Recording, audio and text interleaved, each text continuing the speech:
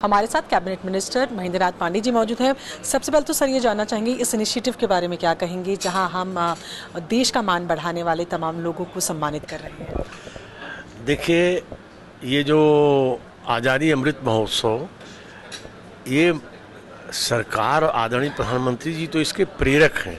ये आम जन का महोत्सव, इसका उद्देश्य ही है कि भारत का हर एक नागरिक और दुनिया में रहने वाला भारतवंशी सब इससे आज़ादी के 75वें वर्ष में, अमृत महोत्सव वर्ष में, अमृत काल में अपने को जोड़े।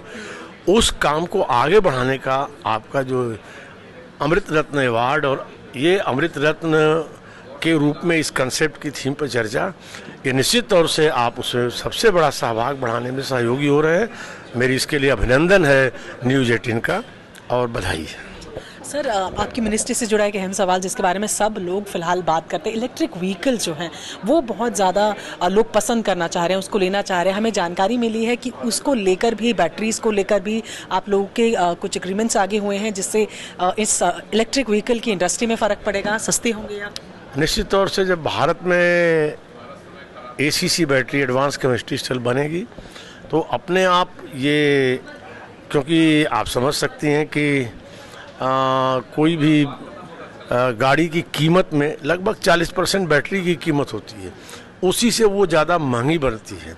लेकिन हम जब उसमें सहयोग करते हैं, अपने देश में बनेगी बैटरी, तो उसकी कीमतें स्वाभाविक नीचे आएगी। मैं एक एग्जांपल देता हूँ आपको। टू व्हीलर्स के क्षेत्र में अभी जब से हमने फेम 1 फेम 2 स्कीम जारी की, इसमें आज हिंदुस्तान में करीब 43 लाख से अधिक two wheelers, EV two wheelers आज सड़कों पर हैं। अब मैं कैसे इसकी कीमतें कम होती है उसका एक छोटा सा एग्जांपल आपको दे रहा हूँ। पहले हम 10,000 प्रति किलोवाट छूट देते थे। मोटा मोटा एक अच्छे स्टैंडर्ड टू व्हीलर्स का दाम 1.5 लाख रुपए होता है औसतन। अब हमने बढ़ा दिया 15,000 प्रति किलोवाट, तो 45,000 अगर उपभोक्ता को मिल गया तो सीधे से 1.5 लाख का टू व्हीलर 1,05,000 में आ रहा है।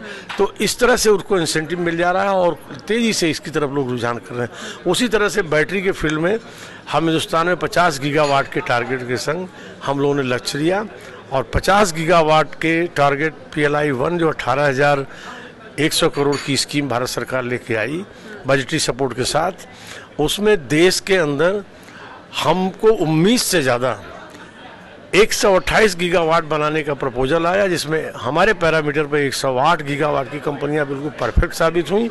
हमने 3 कंपनियों को रिमूव किया है।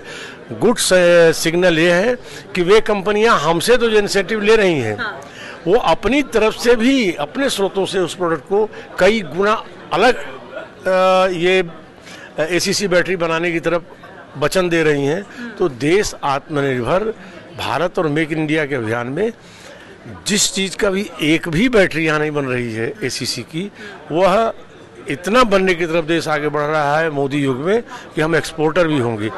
तो EV मूवमेंट को इससे बहुत बढ़ावा मिलेगा। मतलब एक पन दो काज है, मेक इन इंडिया भी हो रहा है और कीमतें भी, इससे फ़र्क पड़ेगा ही पड़ेगा। सर, पर एक सवाल रहता है कि ये इलेक्ट्रिक व्हीकल को तो सरकार बहुत बढ़ावा दे रही है, चार्जिंग स्टेशन उतने नहीं है, क्या उसको लेकर भी कोई कदम उठाएंगे? चार्जिंग स्टेशन को लेकर कई कदम उठे हैं। मैं संक्षेप में बताऊंगा कि अभी एक कदम तो उठा है कि हम कोशिशें कई जगह से कर रहे हैं और इंडस्ट्री पार्टनर्स भी इसमें कोशिशें कर रहे हैं कि चार्जिंग की अवधि कम की जाए। चार्जिंग के अभी जो कदम उठे हैं उसमें 3-4 चीज़ें हैं।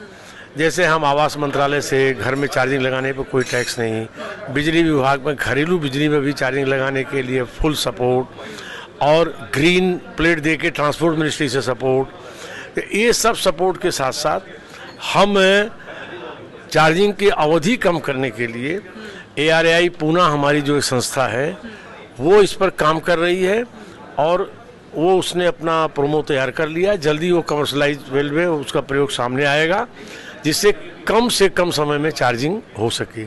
इसके अलावा एक बड़ी पहल हम लोगों ने किया है, जिस पर हमारी मिनिस्ट्री और पेट्रोलियम मिनिस्ट्री मिलकर काम कर रहे हैं, और उसमें ट्रांसपोर्ट मिनिस्ट्री का, ऊर्जा मंत्रालय का भी सहयोग लेंगे।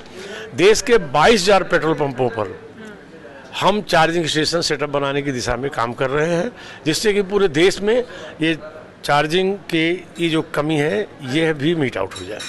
आखिरी सवाल सर, बनारस से आप आते हैं, आपने देखा है प्रधानमंत्री जब से वहाँ के सांसद बने हैं और तब से लेकर अब तक में और पहले के बनारस में क्या फ़र्क पाते हैं? फ़र्क तो इतना है कि एक इंटरव्यू में नहीं बताया जा सकता। कारण कि मोदी जी ने बनारस को आधुनिक विकास भी दिया है।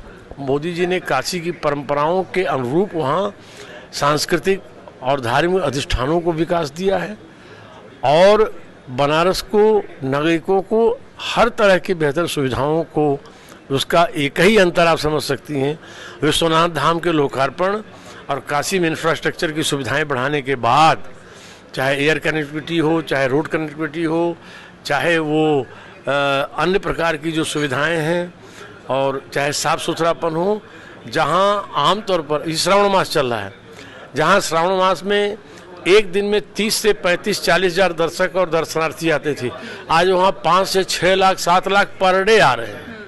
वो संख्या कभी कभी श्रावण के सोमवार के दिन वो जा रही है 15-20-30 लाख तक बढ़ जा रही है।